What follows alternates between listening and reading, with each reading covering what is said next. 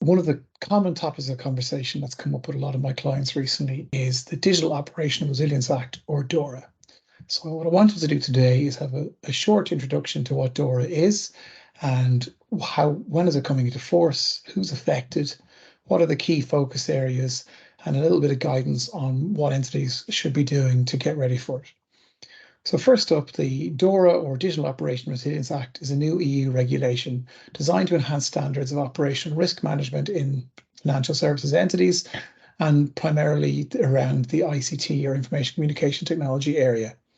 So it's really designed to help drive better standards in how financial services organizations manage their ICT risk, both for their internal and for their critical suppliers.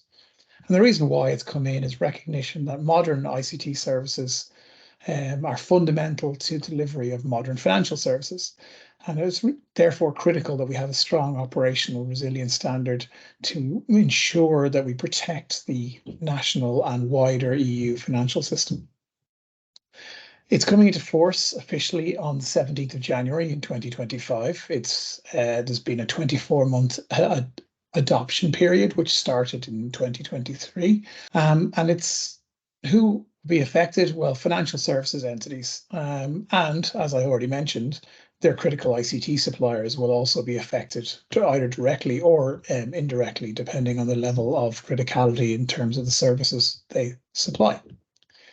So there are 5 key focus areas in DORA. And in no particular order, these are ICT risk management, so managing the risk associated with ICT services and platforms. Incident reporting, so how organizations manage their reporting of any incidents that occur and ensuring that they do so in a structured way. And while it is focused on reporting, it is indirectly related to incident management, which is obviously a key element of any cybersecurity framework. Digital operational resilience testing, so that's coming into the D, O, and OR of DORA. And this is absolutely critical and something that is often overlooked, which is where not only is it good enough to have a plan, but you also must test that plan, make sure that it works, look for opportunities for improvement, and help ensure that if an incident does occur, that the relevant teams internally and externally know what to do and can do so in an efficient manner, and also ensure that you meet any requirements around capturing logs, information, and reporting. As already mentioned, oversight of critical ICT providers, so managing your third-party risk.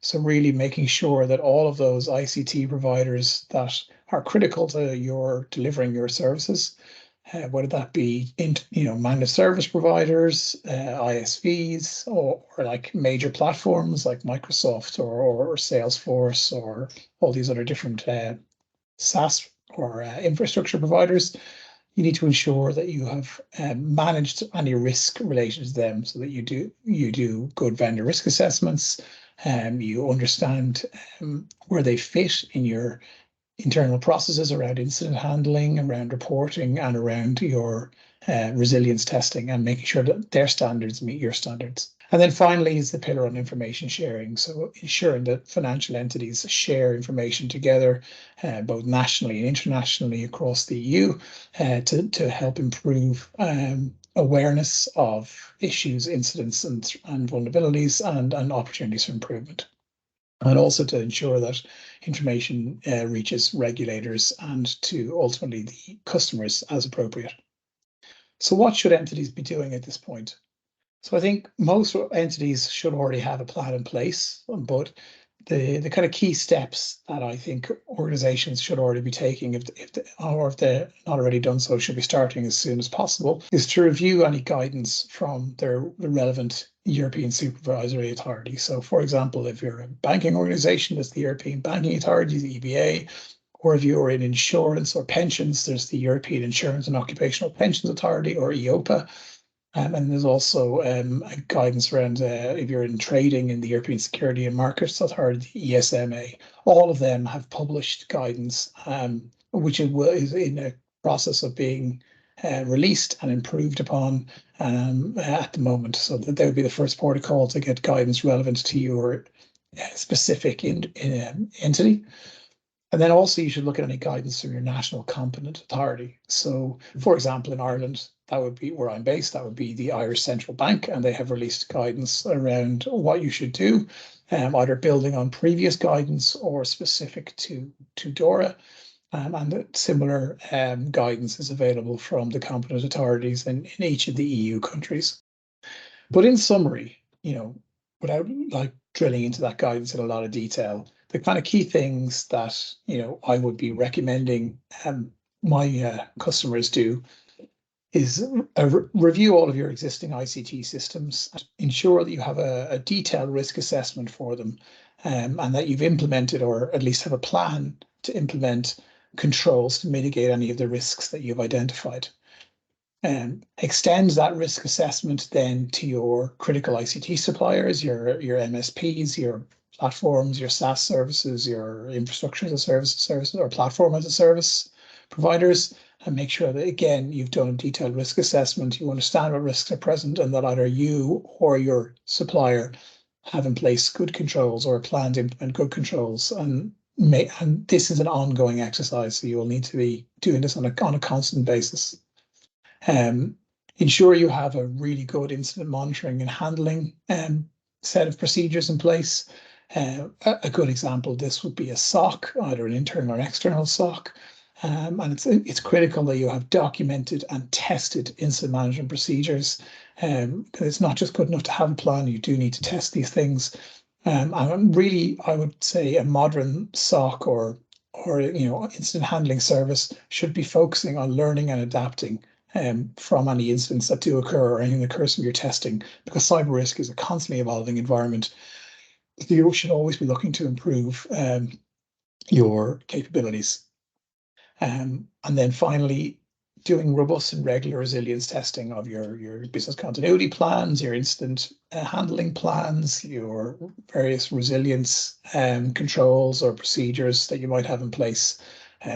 This is something that needs to be done on an ongoing basis. A lot of organizations do very well in implementing things like high availability and resilience systems, redundant systems, and backups, but potentially don't always test a lot of those procedures and systems to see how well they perform in a real life scenario. So again, doing regular testing should teach you to understand how good your various policies and procedures are, identify any kind of weaknesses or opportunities for improvement, and will also build up the reflexive knowledge of your teams so that they'll be more effective when you do have an incident or a crisis.